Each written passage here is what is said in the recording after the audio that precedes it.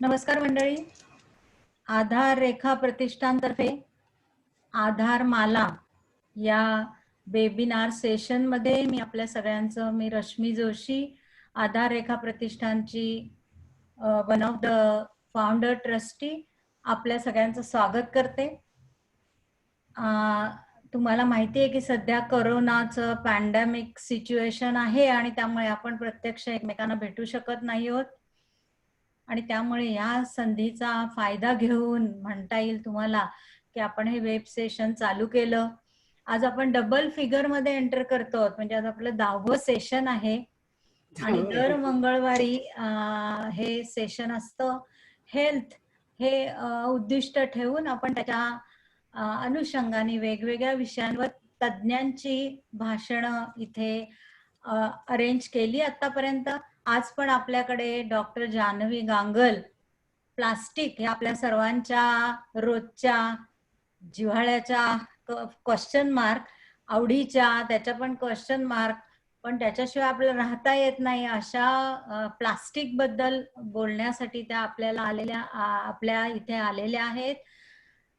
तर अधिक न बोलता मी दिघे मॅडम, आपल्या सुमिता दिघे मॅडम, ज्या आपल्या ठाणेकरांना परिचितच आहेत, जिज्ञासा ट्रस्टच्या त्या ट्रस्टी आहेत आणि आधार रेखा बरोबर पहिल्यापासून आहेत. तर त्यांना मी विनंती करते की त्यांनी आजच्या आपल्या ज्या पाहुण्या आहेत डॉक्टर जानवी गांगल, त्यांची सगळ्यांना ओळख करून द्यावी. सुमिता दिघे मॅडम. धन्यवाद रश्मीताई. आजच्या आपल्या वक्त्या डॉक्टर जानवी गांगल यांच्याविषयी मी थोडक्यात ओळख करून देते. डॉक्टर जानवी यांनी आपले शिक्षण KEM हॉस्पिटलशी संलग्न असलेल्या मुंबईच्या प्रसिद्ध सेंट GS मेडिकल कॉलेजमधून घेतले. तिथनं MBBS पदवी मिळवली आणि 1981 पासून त्या ठाण्यात वास्तव्यास आल्या. सुरुवातीला त्यांनी स्वतंत्र वैद्यकीय व्यवसाय सुरू केला, पण सुरुवातीसच त्यांना बृहन्मुंबई महानगरपालिकेच्या सार्वजनिक आरोग्य खात्यात सेवा करण्याची संधी मिळाली आणि नंतर या 34 वर्षाच्या प्रदीर्घ सेवेतून वरिष्ठ वैद्यकीय अधिकारी या पदावरून 2015 साली त्या निवृत्त झाल्या. बृहन्मुंबई महानगरपालिकेच्या वैद्यकीय सेवेत असताना त्यांनी निरनिराळ्या वॉर्ड्समधील व घाटकोपर येथील राजावडी हॉस्पिटलमधील असंख्य रुग्णांची तपासणी करून त्यांच्यावर उपचार केले. TB, HIV, मलेरिया, डेंग्यू अशा साथीचे रोग पसरले असताना त्यांनी विशेष वेळ देऊन हे रोग निवारण करण्यासाठी अथक प्रयत्न केले. लहान मुलांच्या लसीकरणामध्ये विशेषतः पल्स पोलिओ मोहीम राबवण्यासाठी त्यांनी विशेष पुढाकार घेतला. बृहन्मुंबई महानगरपालिकेच्या अनेक गरीब लोकांच्या वस्त्यामधून आरोग्यविषयक जनजागृती होण्यासाठी त्यांनी माहिती व चर्चासत्रे आयोजित केली. निवृत्तीपूर्वीच डॉक्टर जानवी यांनी योगविद्येचे शास्त्रोक्त शिक्षण घेतले आणि आता त्या योगविद्येचे समाजोपयोगी वर्ग चालवत आहेत. सामाजिक कार्याची त्यांना मुळातच आवड आहे. त्यामुळे ठाण्यातील अनेक डॉक्टरांनी मिळून स्थापन केलेल्या निसर्ग फाउंडेशन या एका संस्थेच्या विविध उपक्रमात त्या सक्रिय सहभाग घेतात. निसर्ग फाउंडेशन ही संस्था ठाण्यातील नागरिकांसाठी वेस्ट मॅनेजमेंट, रोड सेफ्टी, आरोग्यविषयक जनजागृती अशा अनेकविध विषयावर सातत्याने अनेकविध उपक्रम राबवित असते आणि या सर्व उपक्रमात डॉक्टर जानवी यांचा विशेष सहभाग असतो. अशा सामाजिक कार्याबरोबरच स्वतःसाठी असे वाचन, संगीत, चित्रकला व प्रवास असे आवडते छंदही त्या जोपासत आहेत. डॉक्टर जानवी यांच्या कौटुंबिक पार्श्वभूमीबद्दल सांगायचे म्हटले तर she is a little sister of a big brother. त्या विख्यात अणुशास्त्रज्ञ पद्मविभूषण डॉक्टर अनिल काकोडकर यांच्या धाकट्या व लाडक्या भगिनी आहेत. तर मी त्यांना विनंती करते की आजचा त्यांचा विशेष नो अबाउट प्लास्टिक हा जो विषय आहे त्या विषयावर त्यांनी बोलावे. धन्यवाद.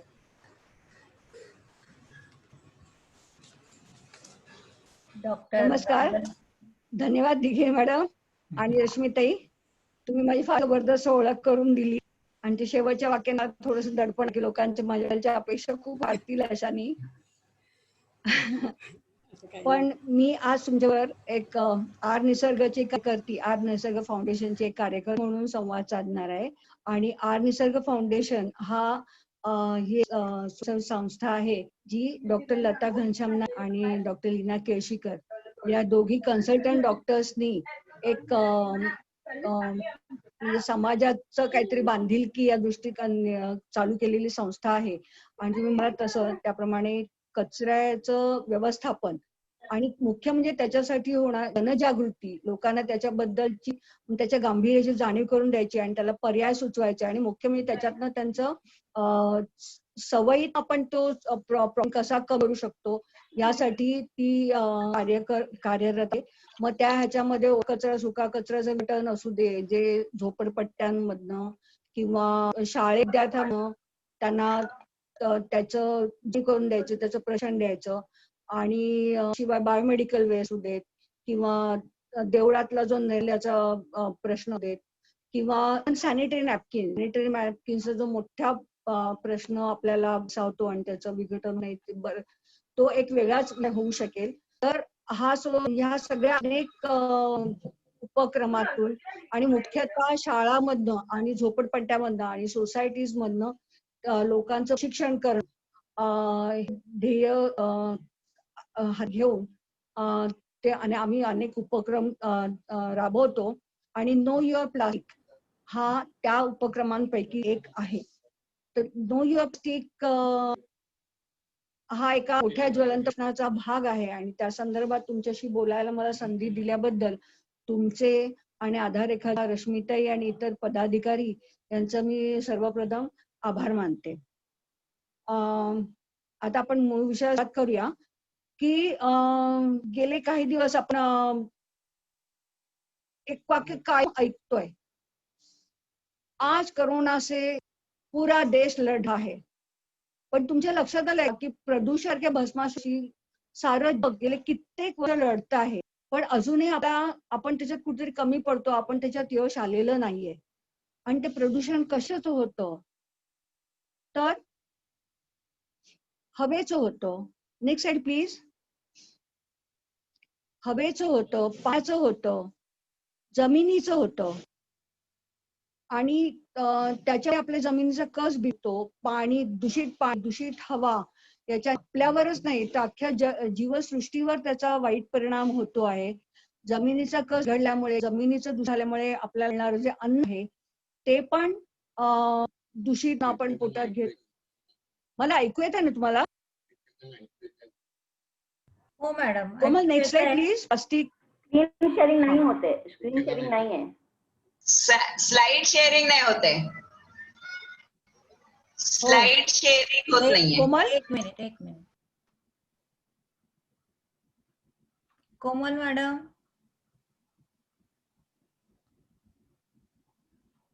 जानवी मॅडम खाली तर हा जो खाली शेअर स्क्रीनचे ऑप्शन आहे. कोमल Pardon? मॅडम, कोमल कुठे गेला?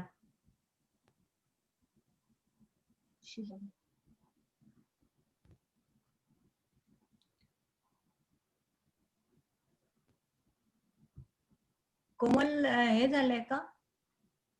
काय माहिती. हा yes yes we can see Komal now. प्लास्टिकची स्लाइड हो आता दिसतंय. नाही, स्टार्ट फ्रॉम द बिगिन. हा नेक्स्ट साइड प्लीज. ज्यांनी अनम्यूट केलं होतं त्यांनी म्यूट करा परत. हा या. सो आपल्याला आपण कचरा निर्माण होतो त्याचा खूप वाईट परिणाम आपल्या पर्यावरणावर होतो. तर जे हवेचं प्रदूषण होतं, पाण्याचं प्रदूषण होतं आणि जमिनीचं होतं आणि हळूहळू पदार्थ जमीन जे घटक असतात ते पाण्यात जातात. पाण्यातले जलचर ते खाऊ त्यांचं पण ते मासे किंवा जलचर आपण खातो, त्यामुळे ते सगळे दूषित घटक आपल्याला मिळतात.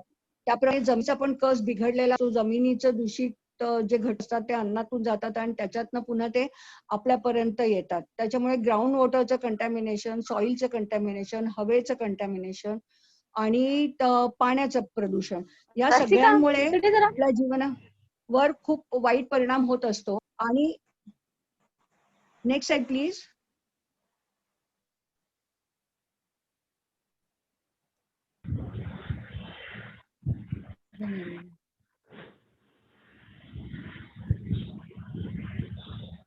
पण ह्या कचऱ्यामध्ये एक फार मोठा घटक हा प्लास्टिकचा असतो.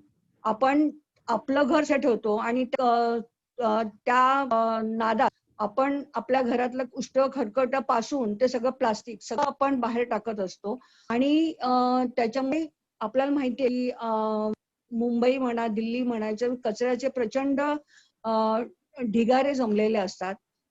त्याच्यातलं जे म्हणजे ओला कचरा जो असतो त्याचं विघटन होतं, पण प्लास्टिक किंवा इतर जे पदार्थ असतात त्याचं विघटन होत नाही. प्लास्टिक सुद्धा 700-800 वर्ष ते तसंच राहतं. तसं पाहायला गेलं तर कचरा हा शब्द खरं तर निसर्गाच्या शब्दकोशात नाही. निसर्ग जे काही तयार करतो ते पूर्ण सायकल मधनं ते वापर करून ते नाश केल्यानंतर त्याचं विघटन त्याचं पुन्हा दुसऱ्या जीव निर्माण करायला, दुसरी झाडं निर्माण करायला त्याचा उपयोग होतो. आपणच आहोत की जो आपला कचरा निर्माण करतो आणि शेवटी तो त्याचा नुसते बनवतो. तर म्हणून हे कचरा सुका कचरा सगळं करणं हे तर बच आहेच. ओल्या कचऱ्याने आपण त्याचं कंपोस्ट बनवून पुन्हा ते जमिनीला जर परत केलं तर त्याला जमिनीचा कस वाढून चांगलं अन्न मिळू शकेल. पण जो सुका कचरा आहे त्याच्यात काच असू देत, प्लास्टिक असू देत, धातू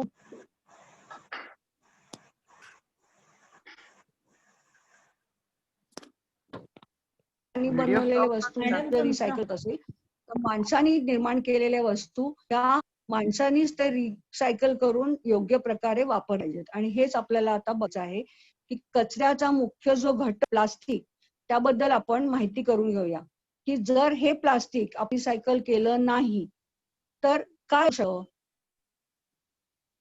कोमल next slide please.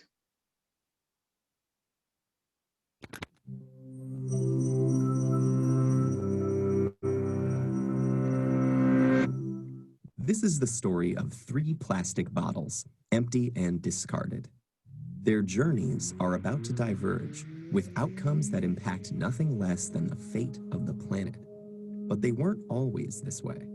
To understand where these bottles end up, we must first explore their origins. The heroes of our story were conceived in this oil refinery. The plastic in their bodies was formed by chemically bonding oil and gas molecules together to make monomers. In turn, these monomers were bonded into long polymer chains to make plastic in the form of millions of pellets. Those were melted at manufacturing plants and reformed in molds to create the resilient material that makes up the triplets' bodies. Machines filled the bottles with sweet, bubbly liquid, and they were then wrapped, shipped, bought, opened, consumed, and unceremoniously discarded. And now here they lie, poised at the edge of the unknown. Bottle 1, like hundreds of millions of tons of his plastic brethren, ends up in a landfill. This huge dump expands each day as more trash comes in and continues to take up space. As plastics sit there being compressed into layers of other junk, rainwater flows through the waste and absorbs the water. कोमल आवाज वाढवता येईल जरा. And some of those are highly toxic. Together, they create a harmful stew called leachate, which can move into groundwater, soil, and streams, poisoning ecosystems and harming wildlife. It can take bottle 1 an agonizing 1,000 years to decompose. Bottle 2's journey is stranger, but unfortunately no happier.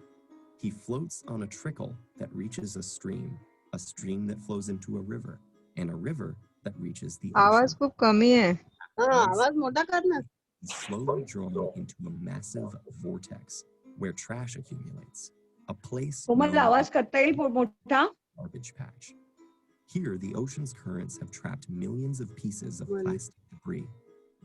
This is one of the plastic-filled gyres in the world's seas, places where the pollutants turn the water into a cloudy plastic soup. Some animals, like seabirds, get entangled in the mess. They and others mistake the brightly colored for food. Plastic makes them feel full when they're not, so they starve to death and pass the toxins from the plastic up the food chain. For example, it's eaten by lanternfish. The lanternfish are eaten by squid. The squid are eaten by tuna, and the tuna are eaten by us. And most plastics don't biodegrade, which means they're destined to break down into smaller and smaller pieces called microplastics, which might rotate in the sea eternally. But Bottle 3 is spared the cruel purgatories of his brothers. A truck brings him to a plant where he and his companions are squeezed flat and compressed into a block. Okay, this sounds pretty bad too, but hang in there. It gets better. The blocks are shredded into tiny pieces, which are washed and melted so they become the raw materials that can be used again. As if by magic, Bottle 3 is now ready to be reborn as something completely new. For this bit of plastic with such humble origins, suddenly the sky is the limit. काही लोकांना येतोय आवाज बरोबर.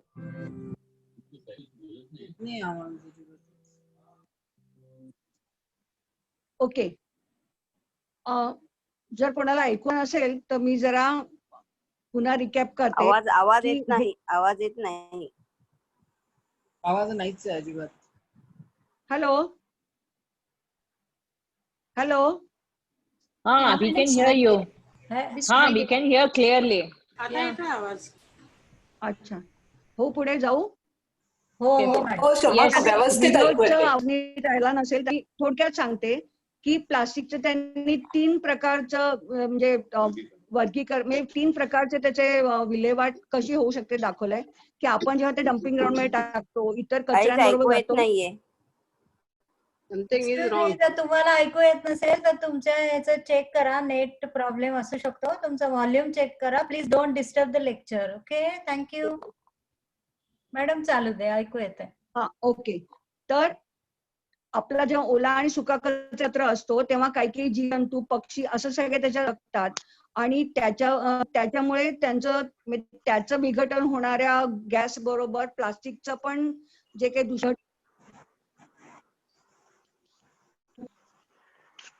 Again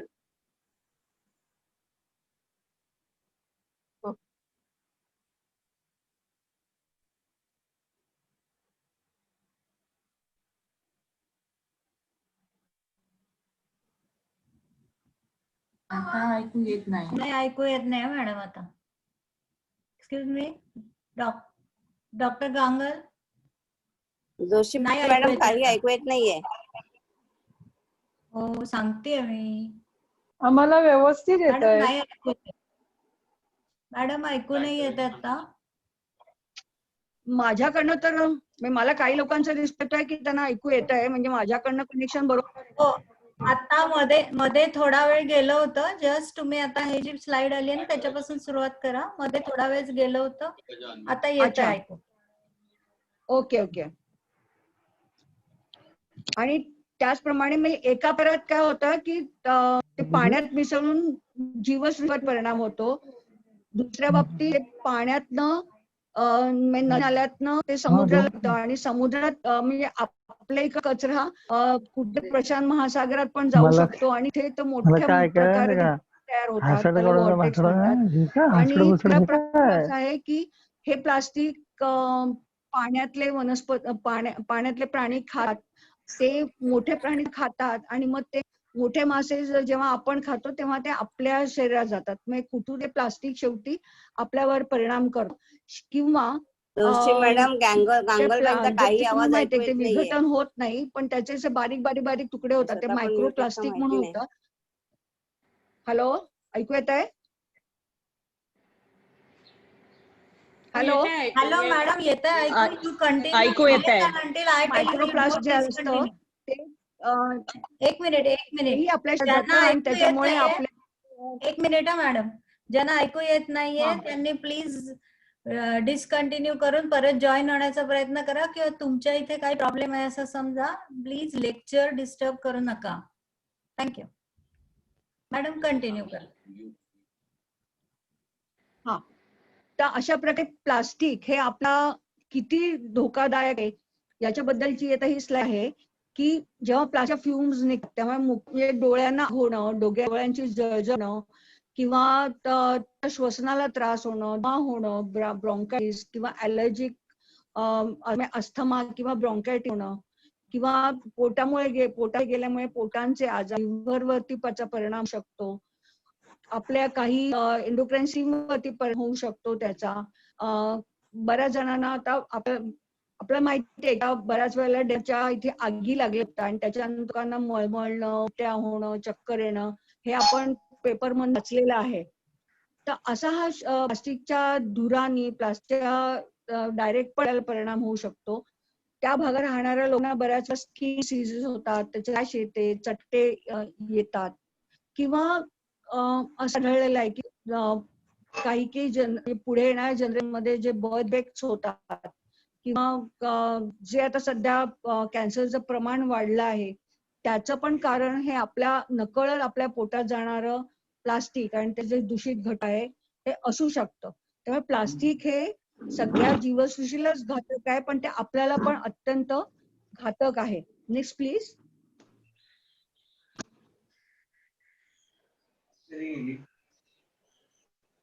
त्यामुळे आपण आज know your plastic या दृष्टीने प्लास्टिक बद्दल आपण थोडीशी माहिती घेऊया की प्लास्टिकचे किती वेगवेगळे प्रकार. आपण त्या स्लाइड व्हिडिओमध्ये बघू की ते बारीक जे रेझिन्स किंवा पॉलिमर्स पासून वेगवेगळे प्रकार प्लास्टिक होतं. तर ते प्लास्टिक बद्दल थोडीशी आणखी माहिती करून घेऊया आणि ती करून घेतल्यानंतर आपल्याला कळेल की कुठल्या प्रकारचं प्लास्टिक हे आपल्या आरोग्यासाठी ठीक आहे किंवा कुठल्या प्रकारचं प्लास्टिक हे रिसायकल होऊ शकतं, कुठल्या प्रकारचं प्लास्टिक हे घातक आहे, कुठल्या प्रकारचं प्लास्टिक रिसायकल होत नाही, आणि मग ते रिसायकल कशा प्रकारे योग्य प्रकारे त्याची विल्हेवाट लावावी हे कळण्यासाठी आज आपण नो प्लास्टिक असं या संदर्भात जरा विवेचन करणार आहोत, ती घेणार आहोत. नेक्स्ट आहे प्लीज. तर आपल्याला जर बघायचं झालं तर भारताचा प्लास्टिकच्या करात प्रोड्यूस करणार म्हणून 15वा नंबर लागतो. अख्ख्या जगात भारताचा 15वा नंबर लागतो. आणि फक्त एका दिवसाचा कचरा आपण किती गोळा करतो विचार करायचा झाला तर India produce 26,000 tons of plastic. आणि आपल्याला ते टन्स वर कळणार नाही तर जर 9,000 हत्तींच्या वजना एवढं प्लास्टिक आपण रोज निर्माण करतो अख्ख्या भारतात. आणि त्याच्यापैकी 4 जे आपले मोठी शहर ना ते 1/6 भाग फक्त हे 4 शहरं करतात. म्हणजे किती प्रमाणात आपण हा कचरा प्लास्टिकचा तयार करत असतो ते आपण बघूया. तर आता प्लास्टिकचे तर अनेक उपयोग आहेत, प्रकारच्या वस्तू प्लास्टिक मध्ये होत, पण त्याच्यापैकी 40 टन्स 94 लाख वर्षाचं आपलं प्लास्टिकचा कचरा असेल तर 40 लाख टन हा पॅकेजिंग जातो जे आपल्याकडे, आणि त्याचा तसा उपयोग नसतो. पॅकिंग पण वस्तू काढून घेतली की किंवा आपण फेकून देतो, किंवा फूड कंटेनर किंवा जे वस्तू आपण आणतो ते जे प्लास्टिक आहे त्याचाच फक्त आपण विचार करणार. म्हणजे प्रदूषण कचरा प्लास्टिक मधनं आपण आता फक्त आपल्या घरात येणारं प्लास्टिक किंवा फूडशी ज्याचा संपर्क येतो अशा प्रकारच्या प्लास्टिकचा विचार करणार आहोत. आणि त्यात पण किती प्रमाण मोठं आहे हे आता तुमच्या लक्षात येईल. तर 4 मिलियन टन म्हणजे 40 लाख टन्स प्लास्टिक फक्त पॅकेजिंग. मग आता ह्याचं काय करावं, हा कसा प्रश्न सोडवायचा असंच आपण विचार केला तर आपला गेमचा कौन बनेगा करोडपती हा जो टीव्हीवर गेम खेळला जातो, लोकप्रिय गेम आहे, त्याचा आधार घेऊया. तर तसा ते आपण खेळलो आणि तुम्हाला पण विचारला की प्लास्टिक काय करायचं, तर मी एक ऑप्शन देते, बंद प्लास्टिक. ऑप्शन बी आहे रिसायकल्ड प्लास्टिक, म्हणजे पुन्हा त्याचा वापर करा. ऑप्शन सी आहे ऑप्ट फॉर सस्टेनेबल ऑल्टरनेटिव्ह किंवा इनोव्हेट प्लास्टिकला सबस्टिट्यूट, प्लास्टिकचं पर्याय शोधा, प्लास्टिक वापरू नका, प्लास्टिक पर्याय शोधा, किंवा असा तरी सस्टेनेबल तुझं काय मिळालं आहे तो वापरा. आणि चौथा आहे ऑल ऑफ द अबाव. आता आम्ही जेव्हा शाळा करतो ना, त्या मुलं अशी वरती करून भराभरा उत्तर देतात. आता हे शक्य नाहीये, तर तुम्ही तुमच्या मनात ठेवा आणि मी एकेका ऑप्शन कडे जाईल. ठीक आहे, तर आपण प्लास्टिक याचा विचार करू. आता तुम्हाला माहिती आहे बॅन करून कुठली गोष्ट सुटते का? आपण बंदी घातली तर कुठल्या गोष्टीचा प्रॉब्लेम सुटत नाही. आपल्याला दारूचं उदाहरण माहिती, इव्हन प्लास्टिक बंदी केली होती ना कायद्याने, पण त्या हळूहळू पुन्हा प्लास्टिक वापरायला लागलं. त्याला कारण आपलं अज्ञान, आपल्याला लागलं वाईट सवयी आहेत. पण तसं पाहायला गेलं तर प्लास्टिक हे अत्यंत तसं चांगला पदार्थ आहे. ते आपण बंद करत नाही, कारण प्लास्टिक आहे तसं म्हटलं हलकं आहे, मजबूत असतं, त्याच्यानंतर ते लीक प्रूफ होतं, त्याच्यानंतर ते हवाबंद कंटेनर मध्ये ठेवलं तर ते वस्तू खूप चांगल्या राहतात. त्यामुळे प्लास्टिक बंदी घालणं हा तो उपाय नाही.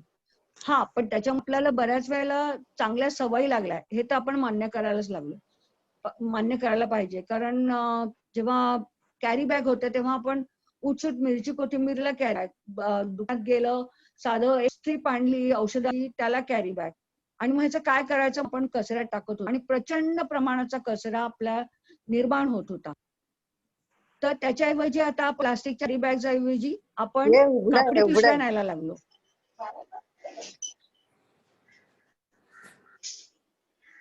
आपण प्लास्टिकच्या पिशव्यांच्या ऐवजी आपण कापडी पिशव्यांचा वापर करायला लागलो. तेवढं लक्षात ठेवून जायचं, कापडी पिशव्यातनं आणायचं, प्लास्टिक पिशव्या नाही ह्याला शिकलो आपण. पाण्याच्या बाटल्या, बिस्लेरी म्हणा, ॲक्वाफिना म्हणा, किंवा ज्यूसच्या बाटल्या आहेत, त्या आपण घेतो, पितो आणि फेकून देतो. प्रचंड कचरा निर्माण होतो. त्याच्याऐवजी जर आपण अशी मेटलची बाटली घेतली, बऱ्याच जण ती सवय घेतलेली आहे, ती मेटलची बाटली घेतली तर आपण प्लास्टिकचा कचरा वापरण्यापासून, प्लास्टिकचा कचरा होण्यापासून किंवा प्लास्टिक वापरण्यापासून त्याला दूर ठेवू शकतो. पण आता नेक्स्ट प्लीज. पण आता समजा मला मॉलमध्ये जायचंय आणि समजा 15-20 आयटम्स घ्यायचं, तर आपण 15-20 पिशव्या तर नेऊ शकत नाही. त्यामुळे त्याच्यासाठी प्लास्टिकचा आसरा घ्यायला लागतोच.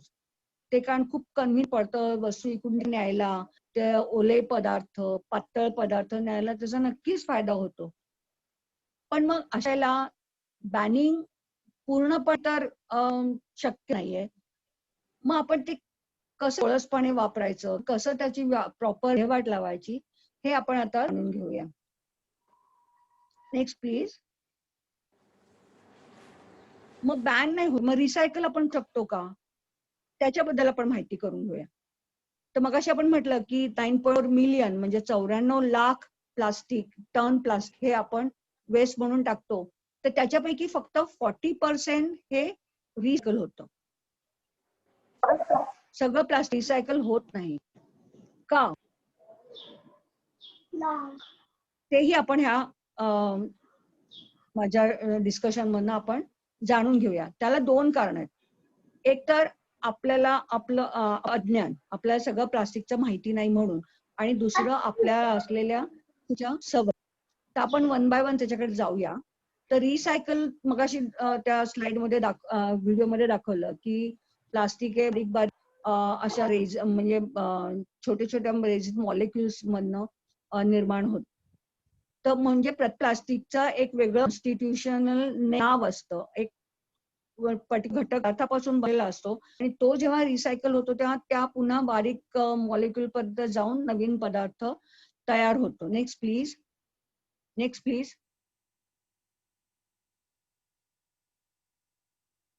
मग कुठले पदार्थ आहेत जे तुम्ही रिसायकल करू शकता आणि कुठले पदार्थ आहेत जे रिसायकल होऊ शकत नाहीत, हे आपल्याला त्या प्लास्टिकच्या कुठल्याही कंटेनरवर एक असा बाणाने दाखवलेला ट्रँगल आहे, त्याच्यावरून आपल्याला त्याची चिठ्ठी कळू शकते. त्याच्याकडे मला तुमचं लक्ष वेधायचं आहे. दिस ट्रँगल म्हणजे त्या रिसायकलेबिलिटी होऊ शकेल की नाही याची आपल्याला माहिती देतं. आता हे ट्रायंगल आहे, तुम्हाला एक नंबर आतमध्ये दिसेल आणि खाली EET लिहिलेलं असेल किंवा दुसरे नंबर लिहिलेले असतात. तर खाली जो अल्फाबेट असतं हे त्याच्या जे केमिकल कंपोजिशन आहे, केमिकल जे नाव त्याचं ते अद्याक्षर आहेत. आणि मधला जो कोड आहे तो त्याला लिहिलेला नंबर. ते खालचं नाव लक्षात ठेवणं आपल्याला थोडं शक्य पण आहे आणि त्याची गरजही. आपल्यासाठी हा नंबर महत्वाचा आहे. जो कोणीही म्हणजे आपण जर त्या कचरा वेचक महिलांना जरी दाखवला तरी त्यांना ते सेग्रिगेशन करायला किंवा त्याचं वर्गीकरण करायला सोपं आहे, ठेवायला अतिशय सोपं आहे. तर हा जो आतला नंबर आहे ह्याला म्हणतात रेझिन आयडेंटिफिकेशन कोड, RIC. आणि त्या नंबरनुसार आपल्याला माहिती मिळू शकते की हा पदार्थ कधी बनलेला आहे आणि हा पदार्थ रियूज शकतो आणि रिसायकल होऊ शकतो. आता आपण 1 by 1 त्याच्याकडे जाऊया. Next please. आता या बाटल्या आहेत, या पाण्याच्या बाटल्या, मे बी बिस्लेरीच्या, ॲक्वाफिनाच्या आणि वेगवेगळ्या ज्यूसच्या बाटल्या असतील. याच्या जर नेक्स्ट प्लीज.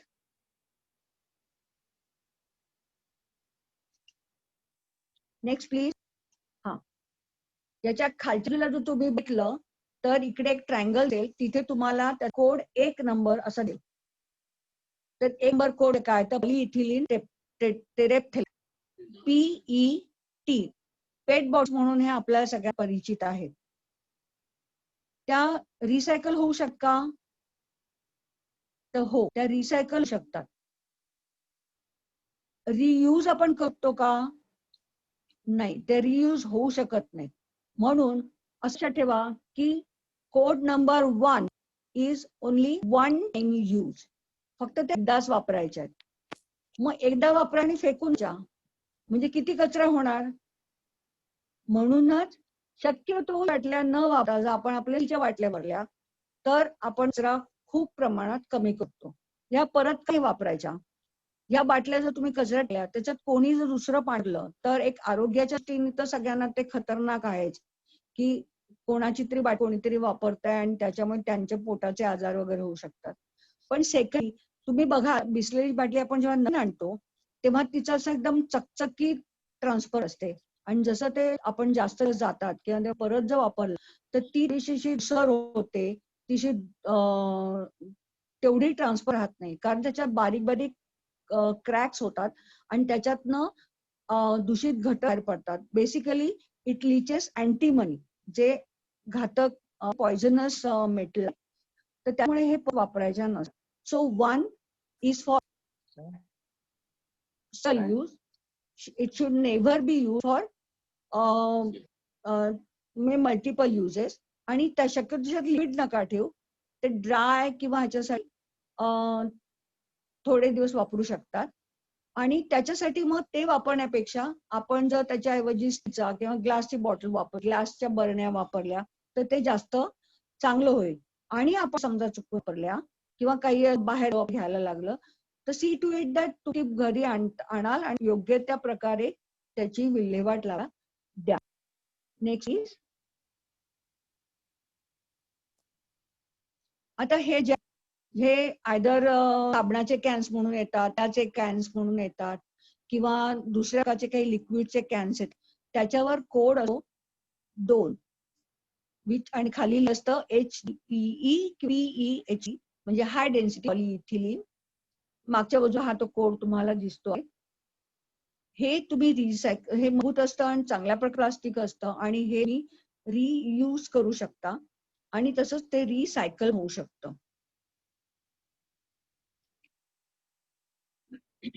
सो अशा प्रकारचे पदार्थ आहेत, अशा प्रकारचे जे कंटेंट आहेत ते आपण जितके वापरू शकू तेवढे वापरले तर तुम्हाला कमी प्लास्टिकच्या लागतील. आणि जेव्हा आपल्याला ते वापरून झाले असेल तेव्हा आपण प्रॉपरली रिसायकलिंगला देणं ही आपली जबाबदारी आहे. Next please.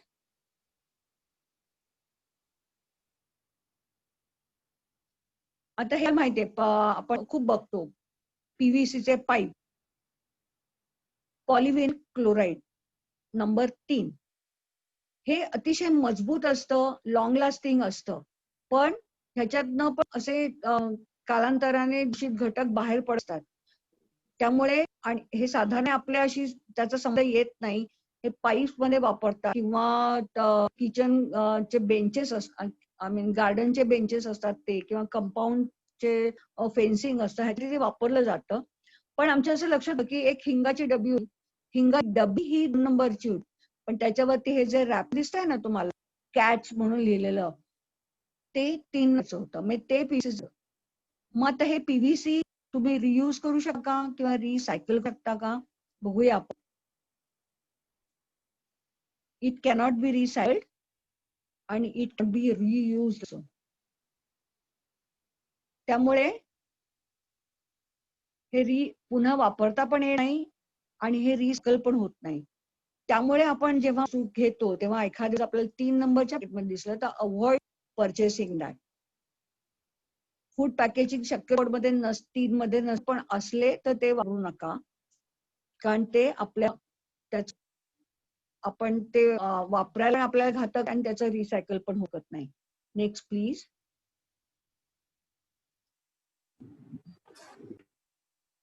Code number 4. Code number 4 is low density polyethylene. ह्या आपल्या एकदम परीच्या बॅग आहेत, कॅरी बॅग्स, छान छान रंग येतात आणि एकदम थिक पासून त्या तळ बॅगपर्यंत आपण ह्या खूप वापरलेल्या आहेत.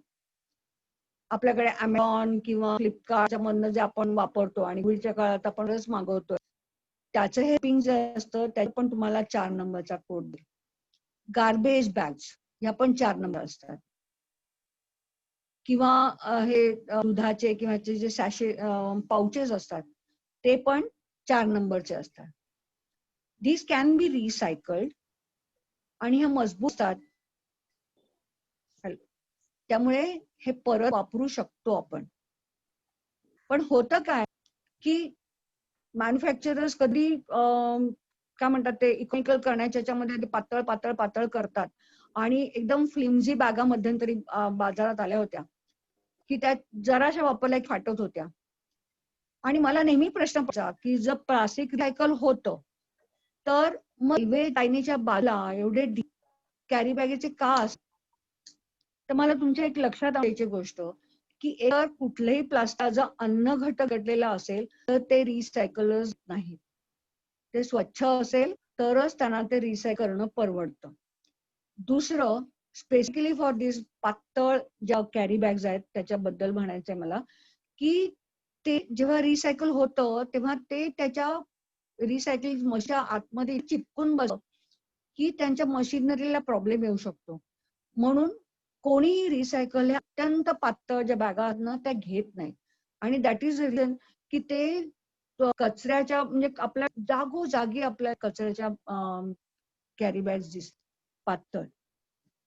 त्याच्यावर तर बंदी घातली आहेच आणि ती योग्यच आहे, पण आपण शक्यतो अशा बॅगा आपण घेतल्याच नाहीत. नकार दिला, आपण भाजी आणा सामान आणतो ह्याचा नकार दिला तर शॉपकीपर्स आपल्याला देताना विचारपूर्वक दुसऱ्या बॅगा देतील किंवा आपण आपल्या कापडी बॅगा देणं हे अत्यंत महत्वाचं आहे. दुसरी गोष्ट गार्बेज बॅगेची. गार्बेज बॅग खरं तर त्याची गरजच नाही. आपण जर घरात ओला कचरा आणि सुका कचरा वेगळा करत असू, ओला कचरा आपण टाकतो तेव्हा ती बादली जर रोज धुवून स्वच्छ करून पुन्हा ते गोळा केला, किंवा अगदी आपल्या ओला कचऱ्याचं हे वाटत असतं त्याच्यात थोडा आधी कागद ला तर त्याचं थोडं ओलेपणा शोषून घेतला तर आपल्याला त्याची गरज नाही. आणि कोरडा कचरा असाही त्याला काही ते काही खराब होत नाही किंवा त्याला काही वास नाही, त्यामुळे तिथे पण ती गार्बेजची गरज नाहीये. त्यामुळे नाही तर बघा की प्रत्येक फॅमिली जर रोज एक गार्बेज बॅग टाकायला लागली तर 30 बॅगा प्रत्येक फॅमिली महिन्यात टाकते. त्यामुळे तो एक प्रचंड मोठा कचरा आपण निर्माण करतो. आणि शक्य झालं तर आपण ऑनलाईन मागवणं कमी केलं ते, पण ते आता त्याच्याबद्दल काही आता भाष्य करत नाही. तर ज्या आपल्याकडे आहेत त्या ऍज एज पॉसिबल तुम्ही परत परत वापरा. तुम्हाला जर क्लॉथ बॅग शक्यतो वापरा, त्याचं जे सबस्टिट्यूट आहे पर्याय आहे तो प्लास्टिक बॅगेला कापडी बॅगेचा आहे, ठिकाणी आपण कागदाच्या बॅगा वापरू शकतो तर तशा वापरा. आणि ज्या आपल्याला लूज लिहिता येतील तर मी काहीतरी थाळी वगैरे आपण आजकाल सगळ्याच दुकानात ग्रोसरीच्या अशा पॅक्डच मिळतात. पूर्वी आपण असंच होतो, कागदी पिशव्या आणत होतो. तर त्या बॅगा आपण वापरा, तर हा कचरा पण खूप प्रकारे कमी करू शकतो. Number 5, next please. नंबर 5 हे पॉलिप्रॉपिलिन मी बनलेलं असं हे त्यातल्या चांगल्या प्रकारचं प्लास्टिक आहे. ज्या ओळखीचे डबे मला टप्परवेअर सारखेचे डबे आहेत ते प्लास्टिकने बनलेले असतात. त्याच्यावर तुम्हाला 5 भर दिसतात. त्याचा हा मेन पॉइंट असतो. त्यामुळे थोडं ठेवायला पडतो पण आणि हे सायकल पण शकतात. हे रियूज सुद्धा होतात. या बाबतीत मला तुम्हाला हाय मेन पॉइंट विषय निघाला म्हणून सांगायचा आहे की प्लास्टिक हे सगळ्याच बाबतीत म्हणजे थोडंसं आपल्याला हानिकारक आहेच आणि त्याचे जे गरम तर त्याच्यातनं दूषित घटक जास्त बाहेर पडतात. त्यामुळे शक्यतो प्लास्टिक मध्ये पदार्थ ठेवू नये किंवा प्लास्टिक मध्ये पदार्थ ठेवून ते गरम होऊ नये. मग ते कितीही चांगलं प्रकार प्लास्टिक असेल तरी ही गोष्ट ठेवायची की कुठल्याही प्लास्टिक मध्ये वस्तू गरम करायची नाही, कारण ते गरम झाल्यानंतर त्यातनं जास्त दूषित घटक बाहेर पडतात. Okay, so this number 5 is त्यातल्या त्यातला आहे, यूज करू शकतो आणि ते रिसायकल पण करू शकतो. Next please. त्यामुळे आपण मॅक्झिमम व्हायचं आणि टाकायची वेळ आली ते योग्य प्रकारे रिसायकलिंगला द्यायचं. सगळ्यात महत्त्वाचं मला तुमचं लक्ष वेधायचं आहे हे पॉलिस्टिरीन नंबर 6. मध्यंतरी हे फारच कळलं होतं की डिस्पोजेबल प्लेट्स, डिस्पोजेबल सगळे कंटेनर्स किंवा डिस्पोजेबल बाउल्स, चहाचे, ज्यूसचे ग्लासेस किंवा will be shock to know की हे जे तळ्यांचे किंवा दह्याचे जे कंटेनर्स असतात ते 6 नंबर आहेत. हे रिसायकल पण होत नाहीत आणि हे रियूज पण करता येण्यासारखे नसतात. त्यामुळे ह्याचा प्रचंड मोठा प्रमाणाचा कचरा तुम्ही रिसायकल शकत नाही, तो लँडफिल जातो. त्यामुळे एक वेळेला म्हणजे अशा थर्मोकोल सारख्या दिसणाऱ्या सदृश पदार्थांपासून कटलरी बनवलेली आहे. तर ही आपण सर्वतोपरी अव्हॉइड केलं पाहिजे. आपण आपल्या घरी पार्टी असेल तेव्हा आपण स्टीलच्या, ग्लासच्या अशा प्लेट्स वापरल्या पाहिजेत किंवा जेव्हा पिकनिक जातो तेव्हा प्रत्येकाने आपापली प्लेट घेऊन जावं आणि ती परत आणावी. पण कृपया करून आपण छान निसर्गरम्य ठिकाणी जातो आणि तिथे येताना तिथे तो कचरा टाकून येतो आणि सगळं निसर्ग दूषित होतो, हवा दूषित करतो, पाणी दूषित करतो, जमीन दूषित करतो आणि आपणच हे फार अपराधी आपल्या निसर्गाचे. तर शक्यतो हे अवॉइड करायचं. थर्मोकोल सुद्धा या प्रकारात येतं. थर्मोकोलचे सुंदर आकर्षक सजावट ते आता त्याच्यात फरक पडला आहे लोकांच्या विचारसरणीत आणि त्यामुळे गणपतीची सजावट बघायला त्याच्याने हे अवॉइड केलं जातं. तर 6 दुसरं मला एक जाणून द्यायचं तुमच्या की 6 नंबरचे आपण जेव्हा डिस्पोजेबल आणतो ना तेव्हा तुम्ही बघितलं असेल तर ते जेव्हा पाण्याचे ग्लासेस तुम्ही जर असा हातमधनं फिरवलं तर तुमच्या लक्षात येईल की तुमच्या हाताला पावडर लागते. म्हणजे मॅन्युफॅक्चर करण्याची ती पावडर असते ती तिथे असते आणि आपण ते डिस्पोजेबल जसं पॅकेट असं तसं घेतो, पाणी पितो, रस पितो, चहा पितो, ते सगळं पोटात जातं. हे जे प्लास्टिकचं मटेरियल आहे ब्लॅक जे आपल्या पोटात जातं ह्याच्याने आपणच स्वतःला स्लो पॉइझनिंग करत असतो. त्यामुळे आणि आपण हे कधी ही जी डिस्पोजेबल प्लेट्स हे कधी धुवून ठेवत नाही. आपल्याला असं वाटतं की येणाऱ्या माणसाला वाटेल आणि जुनेच वापरलेत का. त्यामुळे आपण ते तसंच वापरतो पण त्याच्यात ती पावडर आहे ती आपण पोटात घालत असतो, आपल्या मुलांच्या पोटात घालत असतो. त्यामुळे शक्य 6 नंबरचं प्रकारचं जे प्लास्टिक आहे ते अव्हॉइड करा, यूज करणं अव्हॉइड करा. त्याच्याऐवजी आपल्याला पर्याय आहेत. त्याच्या आपले जे पाउचेसच्या ऐवजी आपण जार्स 2 नंबरचं पॅकेजिंग घेऊ शकतो. आपण घरातले स्टीलच्या प्लेट्स वापरू शकतो. आता आपण येऊया 6 कडे. Next please. हे वरचे 6 नंबरचे त्याच्यामध्ये न येणारे बरेचसे जे प्लास्टिकचे वेगवेगळे पदार्थ आहेत ते सगळे अदर कॅटेगरी खाली 7 आलेले आहेत. मग त्याच्यात पॉलिकार्बोनेट्स येतात, म्हणजे मुलांच्या दुधाच्या बाटल्या वगैरे, नायलॉन, BPA, किंवा आपल्याला आपण जे असं कधी कधी डाळी वगैरे आणतो त्याच्यात पण तुम्ही बघाल तर 7 नंबरचं आहे. धाराचं ऑइलची पॅकेट्स आहेत, किंवा प्रिल म्हणा, डॉल म्हणा, माझ्याकडे आहे तुम्हाला दिसतंय की माहिती नाही, पण हे जे किसानचं आहे त्याच्यावर 7 नंबर आहे. प्रिलच्या, डेटॉलच्या तुम्हाला 7 नंबर दिसेल. त्याच्याऐवजी जर तुम्ही बाटली वापरली जी तुम्ही रिसायकल करू शकता, थोडसा किमतीत फरक येईल, पण आपल्या फ्युचरच्या दृष्टीने, पर्यावरणाच्या दृष्टीने ते नक्कीच शहाणपणाचं ठरेल. म्हणून मग यूज ऑफ कोड 7, त्याच्याऐवजी आपण दुसरं प्लास्टिक जर वापरलं, आणि जेव्हा हे धारा पाऊसच्या ऐवजी जर धाराचं जार वापरला, किंवा कुठल्याही दुसऱ्याकडे जिथे 7 नंबर आहे त्याऐवजी आपल्याला जर पर्याय असेल तो आपण वापरला, तर ते नक्की आपल्याला पर्यावरणाला हातभार लावण्यासारखे. मग आता ह्याचं काय करायचं? 3 नंबर, 6 नंबर, 7 नंबर हे जर रिसायकल होत नसेल तर काय करायचं? तर त्याच्यासाठी प्रोसेसिंग किंवा पॉलिफेल अशी एक वेगळी प्रोसेसिंग असते, त्याच्याकडे मी नंतर येते. दुसऱ्या एक प्रकारचं काल पॅकेजिंग आपल्या खूप आपल्या हातात येतं, ते म्हणजे मल्टीलेयर प्लास्टिक.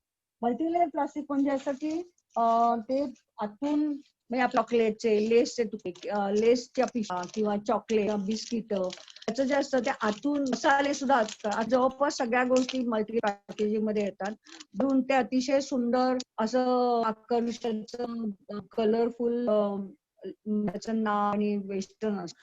आतल्या बाजूने त्याला अल्युमिनियम कोटिंग असते, चकचकीत. त्याला म्हणतात मल्टीलेयर प्लास्टिक. बरेचसे प्रकारचे घटक असल्यामुळे हे पण रिसायकल होऊ शकत नाही.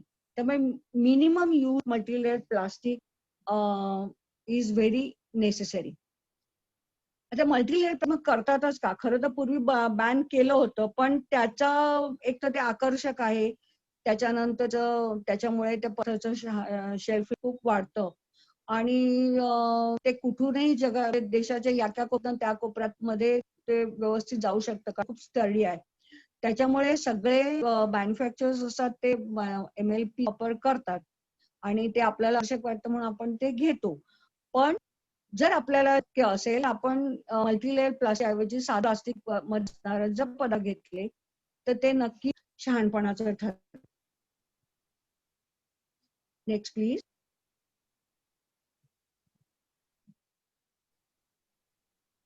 तर मी मगाशी म्हटलं तसं की 3 नंबर, 6 नंबरचं, 6 नंबरचं मल्टी प्लास्टिक हे रिसायकल नसेल तर त्याचं काय करायचं? तर त्याचे पण एक वेगळ्या प्रोसेसनी त्याची आपण विल्हेवाट लावू शकतो. काय होतं की आपण सगळं प्लास्टिक एकत्र दिलं तर रिसायकलर जे असतात ते त्या हवं असलेलं प्लास्टिक घेऊन घेतात आणि बाकीचं सगळं प्लास्टिकच टाकून देतात. मग कोणीतरी त्याला आग लावतं आणि त्याच्यात अतिशय घातक अशा फ्युम्स बांधतात. त्याऐवजी जर हे मटेरियल वेगळं कलेक्ट करून आपण को प्रोसेसिंगला दिलं. प्रोसेसिंग म्हणजे काय की भट्टीतनं ते अत्यंत हाय टेम्परेचरला ते जाळायचं. त्याचा स्वतःचा पण गलनांक खूप वर असतो आणि तेव्हा ते जाळलं तर त्याच्यातनं निर्माण उष्णता ही पण खूप मोठ्या प्रमाणात बाहेर पडते. त्याचा आपण उपयोग करून घेऊ शकतो भट्टीत, आणि त्याचं आपल्याला थोडंसं इंधन त्याच्यामुळे थोडंसं करू शकतो. किंवा पॉलिफ्युएल म्हणजे त्या प्रक्रिया करून त्याचं केरोसारखं इंधन बनवायचं आणि आपण आपल्या कुकसाठी किंवा सरपण म्हणून सरपणाच्या ऐवजी वापरू शकतो. तर त्याच्यासाठी असं प्रोसेसिंग करणाऱ्या एजन्ट्स आहेत, त्यांच्यापर्यंत आपण हे पोहोचवलं पाहिजे, हे मला तुमच्या लक्षात द्यायचं आहे.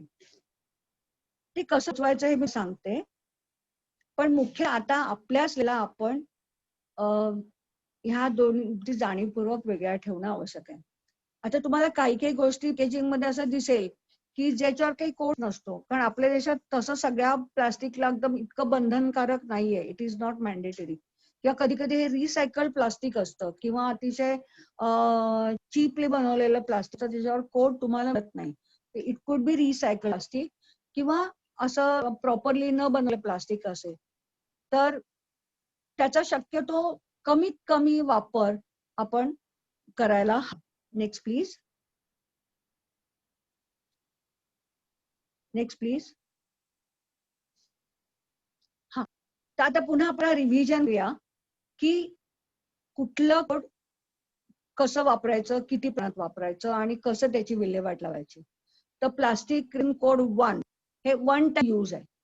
इट इज नॉट रियूज, तुम्ही परत वापरायचं नाही, पण ते रिसायकल होऊ शकतं. तुम्ही ते सेफली रिसायकलरच्या हातात देऊ शकता.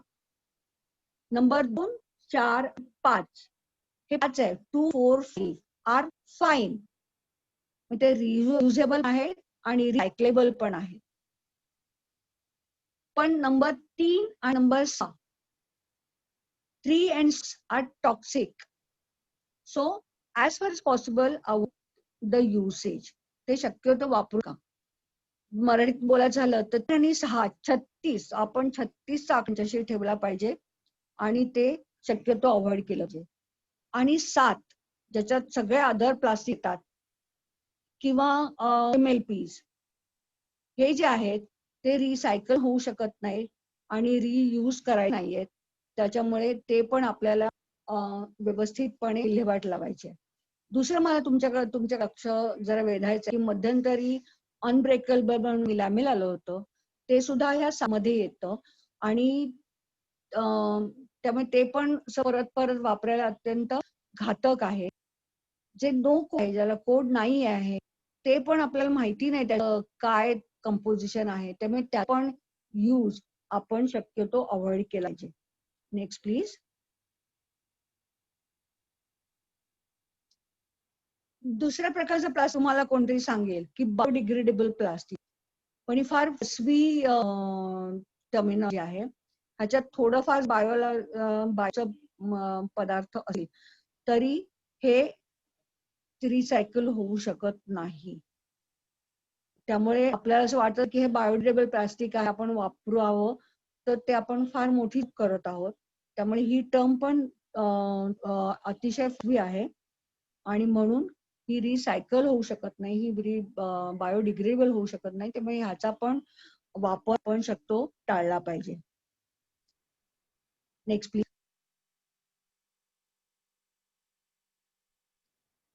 हा, जेव्हा आपल्यावर प्लास्टिक बंदी आली तेव्हा आपल्याला दुकानाने अशा छान छान प्लास्टिकच्या पिशव्या हातात पकडायला सुरू केली आणि आपल्याला वाटलं की हो बहुतेक या काळासारख्या दिसत आहेत, ह्या चांगल्या असतील आणि आपण त्या करायला लागलो. पण ह्या सुद्धा प्लास्टिकचं घटक अशा पिशव्या आहेत. They are non woven propylene आणि त्या बायोडिग्रेडेबल नाही. आणि तुम्हाला लक्षात असेल ना की त्या जरा जास्त वापरल्या तर त्या कुठेतरी फाटतात, त्या तेवढ्या स्टर्डी नाही, त्या रिसायकल होऊ शकत नाहीत आणि त्या बायोडिग्रेडेबल पण नाहीयेत. त्यामुळे ह्याचा पण वापर आपण टाळलाच पाहिजे. Next please. तर आता तुमच्या लक्षात आलं असेल, मी मगाशी म्हटलं की रिसायकल सगळ्या गोष्टी होऊ शकतात का? नाही होऊ शकत. त्याचं एक काय की आपल्याला असलं अज्ञान, आपल्याला माहिती नाही. पण तुमच्या लक्षात आलं असेल की सगळ्या प्रकारचं प्लास्टिक हे रिसायकल होऊ शकत नाही किंवा जे आपण प्लास्टिक गोळा करतो ते जर आपण बरोबर त्या माणसाला पोचवलं नाही तर त्याचं रिसायकल होणार नाही.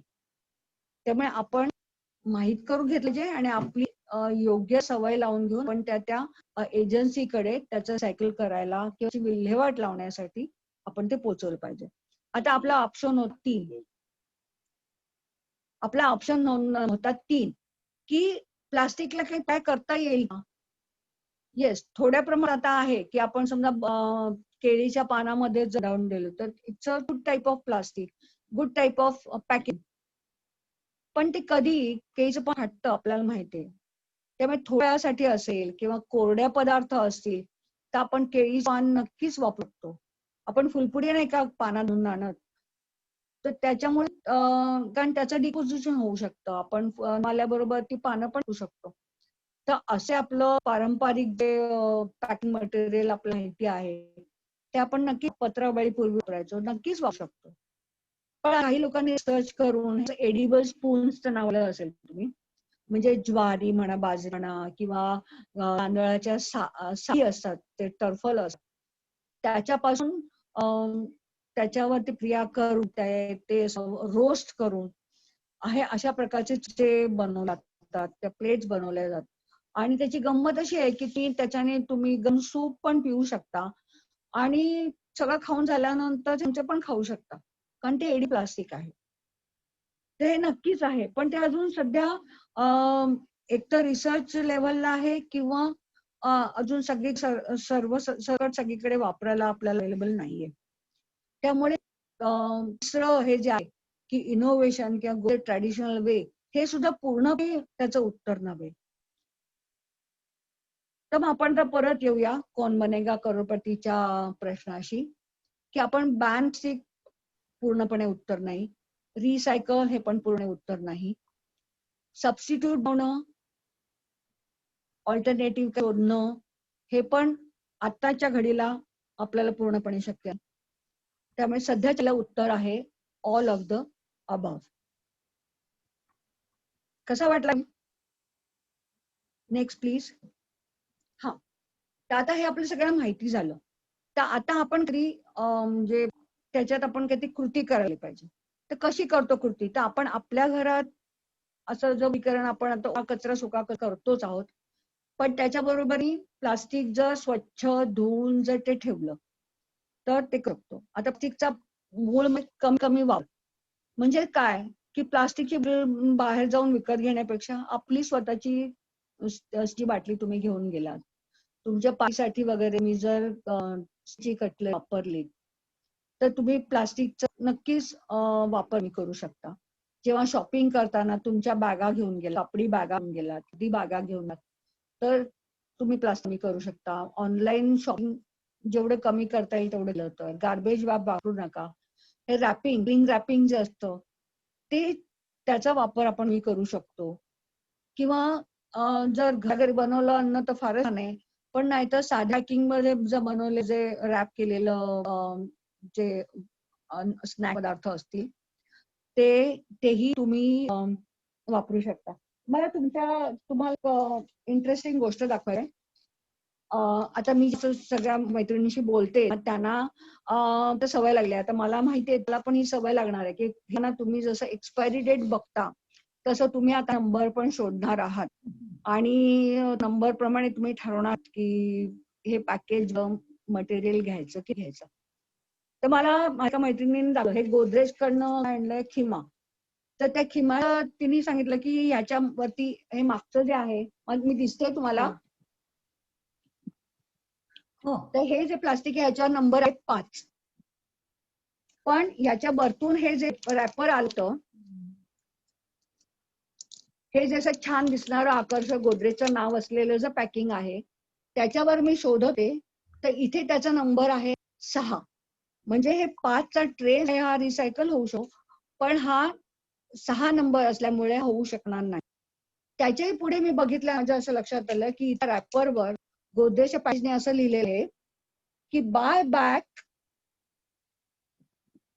Price of entire empty packet is ₹1.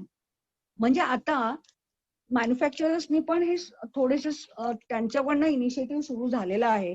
Bisleri आपल्या बिस्लेरीचा क्रेट असेल तर ते परत घेतात. तसं हे जर प्लास्टिक न टाकता पुढच्या जाता हे जर गोदरेजवाल्यांना परत दिलं तुम्हाला ₹1 मिळू शकेल. अशा रीतीने म्हणायचं काय, रुपयाचा प्रश्न नाही, पण हे व्यवस्थितपणे पुन्हा त्यांच्याकडे जाणं हे महत्वाचं आहे. आता आपण दुसरी स्लाइड बघा की ज्याच्यात आपण कसं चॉईस करू शकतो बाजारात जाताना की हे प्रिलचे किसानचे जे स्क्वॉशेस आहेत ते प्लास्टिक, ते मल्टीलेअर प्लास्टिकने आहे, त्याच्याऐवजी आपण बॉटल आणली काचेची म्हणा, प्लास्टिकची म्हणा, डेटॉलची, तर ती आपण रिसायकल करू शकतो. धाराचे, फॉर्च्यूनचे, ऑइलचे पॅक्स आणण्यापेक्षा जर आपण जे आणले तर ते आपण परत ते आपण रिसायकल देऊ शकतो. मसाईचा कंटेन 6 वाला असतो, पण त्याच्या आपण पॅकेज आणलं तर ते 4-5चं असतं. पेट बॉटल्स जर असल्या तर त्या वापरता येतात, कारण टेट्रा पॅक्स वापरले त्याचं सायकलिंग होऊ शकत नाही. तर अशा कुठल्या वस्तू अवॉइड करून दुसऱ्या प्रकारचं पॅकेज चूज करायचं हे आता आपण ठरवू शकतो. Next please.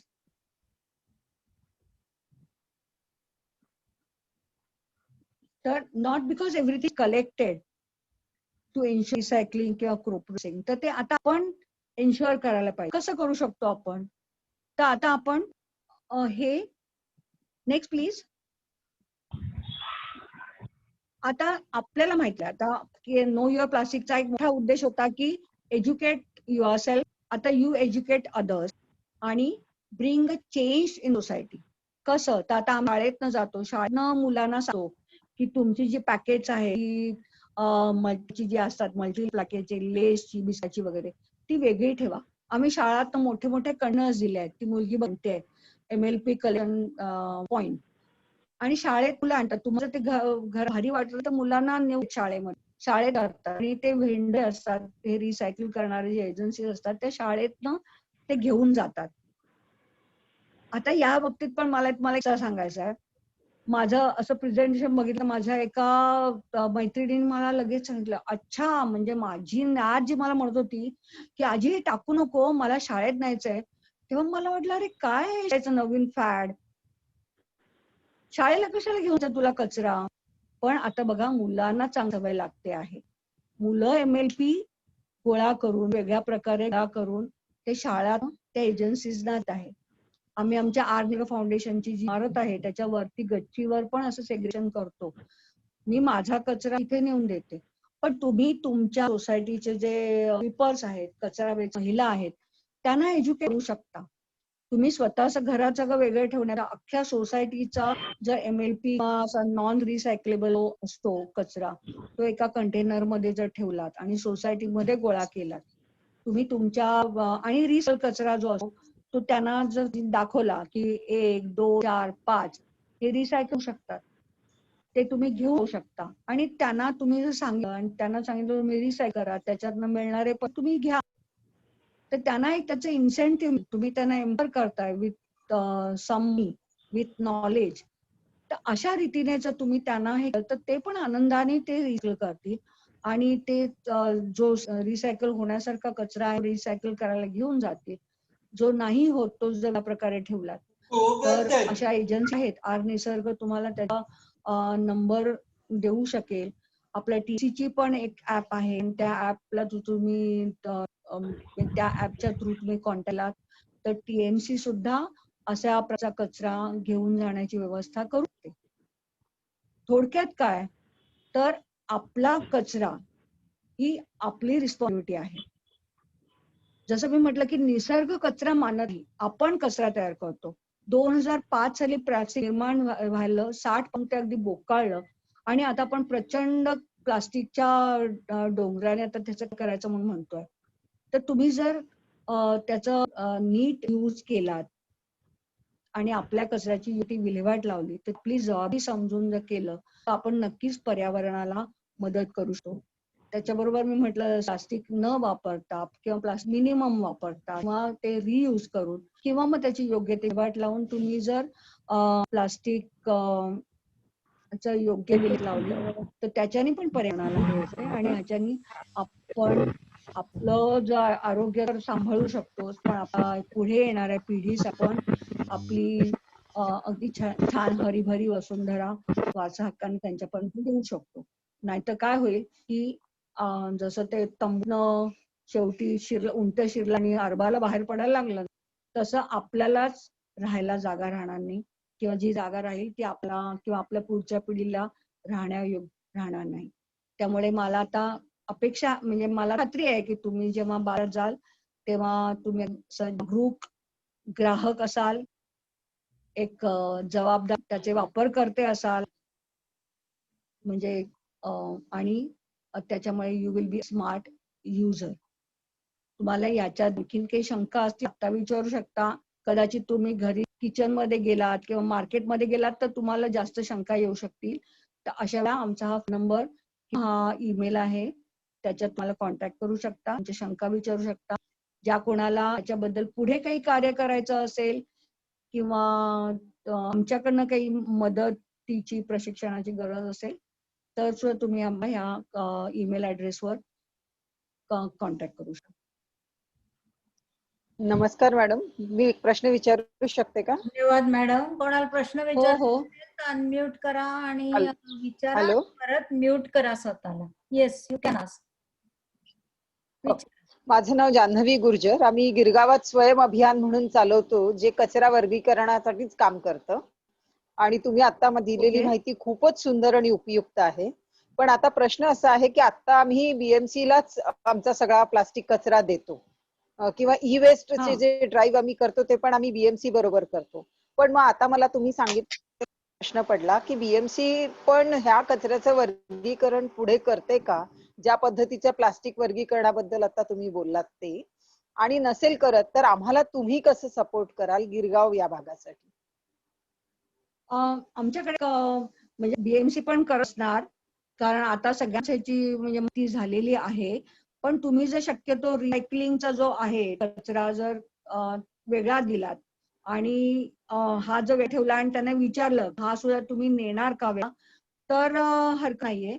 नाही तर आमच्याकडे जे म्हणजे जे रिसायकल होत नाही ते प्रोसेसिंगला किंवा पॉलिफ्युल जे नेतात त्यांच्या एजन्सीजची ईमेल ऍड्रेस, कॉन्टॅक्ट नंबर आहेत. तुम्ही हा जो आता मी तुम्हाला दाखवला होता ईमेल, त्याच्यावर जर कॉन्टॅक्ट केला तर आम्हाला त्याची माहिती देऊ शकतो. मग आधार रेखेच्या मॅडम आहेत मॅडम, त्यांना पण आम्ही ते शेअर करू शकतो, जतन करू शकता तुम्ही जर आधार रेखे रेग्युलर मेंबर असाल तर. नाहीतर मग तुम्ही आम्हाला डायरेक्ट कॉन्टॅक्ट केलात तर आम्ही तुम्हाला पण ती माहिती देऊ शकतो.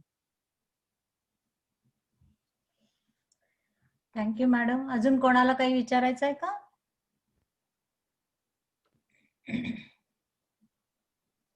येस, हा जो विचार आहे प्लास्टिकचा वापर रस्ते करण्यात करू शकतो का, हे पण थोडस म्हणजे रिसर्च वर पण चाललेलं आहे. बातमी मी पण वाचली होती. मला वाटतं केरळ सारखे कुठले भाग करता आहे. पण प्रश्न तोच आहे, त्याच्याने मजबूत रस्ते होतात, पण ओव्हर द इयर ते जे प्लास्टिक आहे त्याच्यातनं जे दूषित घटक हवेत रिलीज होतात, तापने म्हणजे उष्णतेने, हवेचं सूर्याच्या उष्णतेने तापल्यामुळे त्याचे दूषित घटक रिलीज होतात. त्याच्याबद्दल अजून सगळ्या माहिती नाही. त्याच्यामुळे रस्ते बांधले जात, रस्ते चांगले होतात, पण त्याच्याबद्दलची खात्रीलायक माहिती मला वाटतं अजून आली नसावी, म्हणून सरसकटकडे अजून त्याला सुरुवात नाही झाली.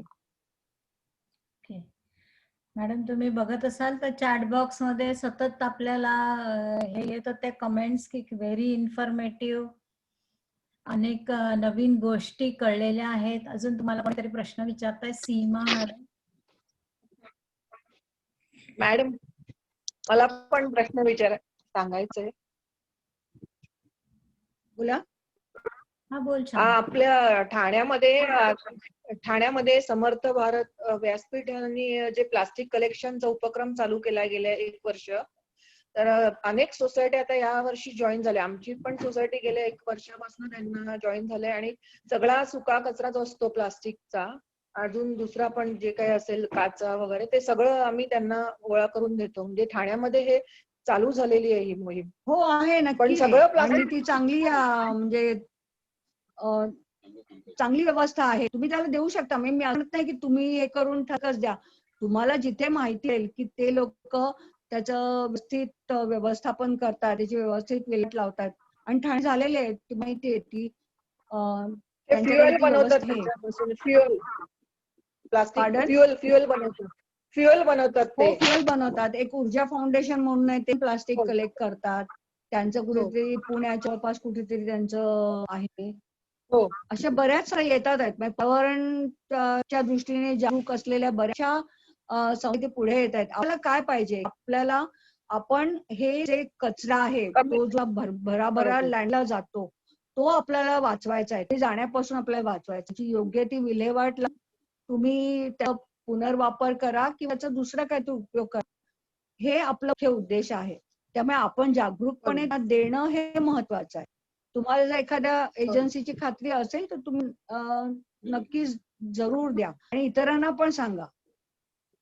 बरोबर. दुसरं एक सांगायचंय, ठाणे टू नाशिक मी जेव्हा येते बऱ्याच वेळा कल्याण साईडला, लेफ्ट साईडला किंवा हो. राईट बऱ्याच वेळा सगळं डंप केलेला असतो कचरा आणि तो बाहेर रस्त्यावर असेल तर सगळ्या पिशव्या म्हणजे सगळं प्लास्टिक रोडवर आलेलं असतं. म्हणजे तिथे डम्पिंग ग्राउंड पण नाही आहे.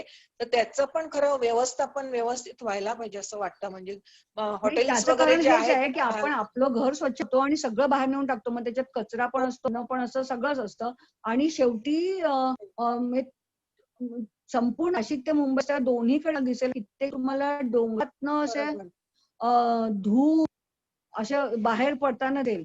ते सगळं हे प्लास्टिक आणि विघटन होतं अन्न, त्याच्यातनं जो निघणारा वायू वगैरे आहे त्याच्यातनं ते आणि प्लास्टिक दूषित वायू सगळं मिळून बाहेर पडत असतं.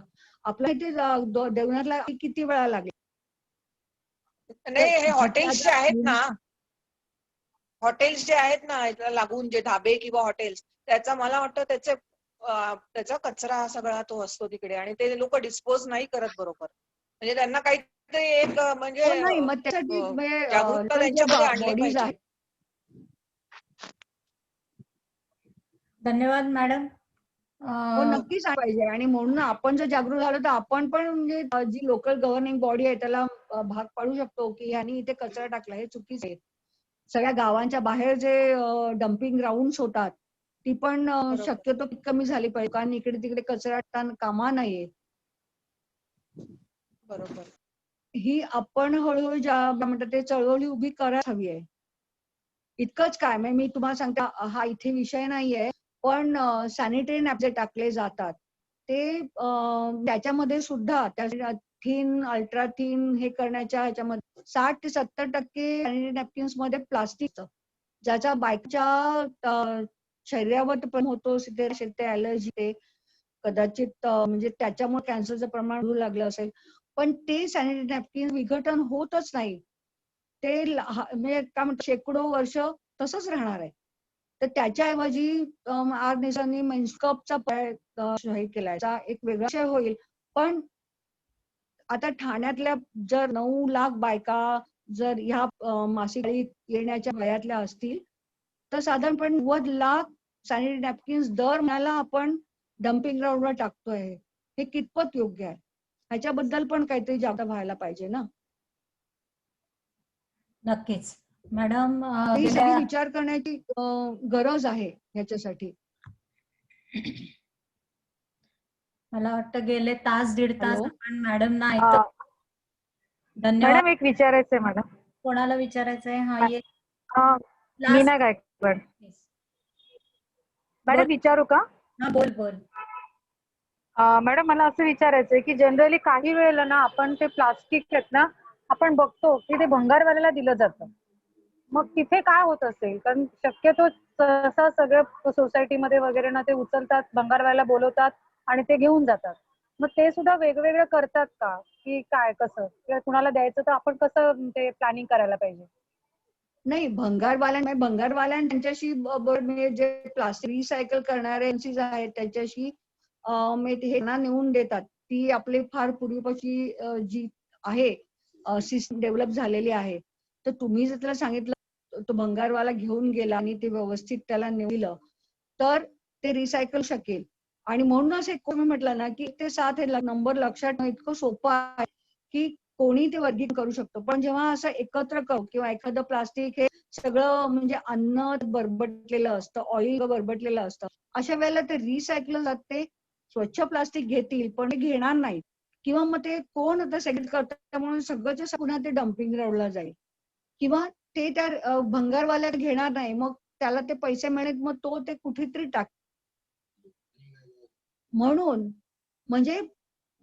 तुम्ही जर असे खाते बीएमसी ला तुम्ही देऊ शकता. टीएमसी जर तुम्ही मग सांगितलं, टीएमसी स्वतः कलेक्ट करते आणि ते त्याची विल्हेवाट लावण्यासाठी एजन्सीजला, समर्थ सेवक जे मंडळ आहे ते, तर अशा लोकांना तुम्ही दिलं. म्हणजे उगाच कोणाला ते देणे, पण भंगारवाला जर नेऊन प्लास्टिक विकत, तो माणूस विकत घेणार, त्याच्याकडनं काहीतरी रिसायकल करून पैसे काढणार. तो ते असं म्हणतात ते कचरा टाकण्यासाठी पैसे नाही त्या भंगारवाल्याला देणार. हा, बरोबर मॅडम. त्यामुळे तो जर त्याला त्याच्यात भंगारवाला आपल्या जर पैसे नसेल तरच तो ते उचलणार आणि तो त्या रिसायकलर असतो त्याला नाही देणार. बरोबर. Okay, thank you madam. म्हणूनच लोकांनी म्हणूनच सायकल जो होऊ शकत नाही तो पण वेगळा ठेवला सोसायटीमध्ये, तो त्या भंगारवाला दिला नाही. आणि जर ती ज्या दुसऱ्या एजन्सीज आहेत ज्या रिसायकलिंग न होणारे जे मटेरियल आहे, ती 6 मल्टीलेअर प्लास्टिक जे रिसायकल न होणारे मटेरियल आहे ते एजन्सी आहेत त्यांच्या हातात देऊ शकता सोसायटीज. मग तुम्ही एकटं कंटेनर ठेवू शकता सोसायटीमध्ये. मला वाटतं गेले तास दीड तास मॅडम आपल्याला अतिशय सोप्या शब्दांमध्ये पण प्लास्टिकचा जो मोठा धोका आहे तो आपल्याला सांगत होत्या. इतके दिवस आपण प्लास्टिक हे एकाच नावाने ओळखत होतो.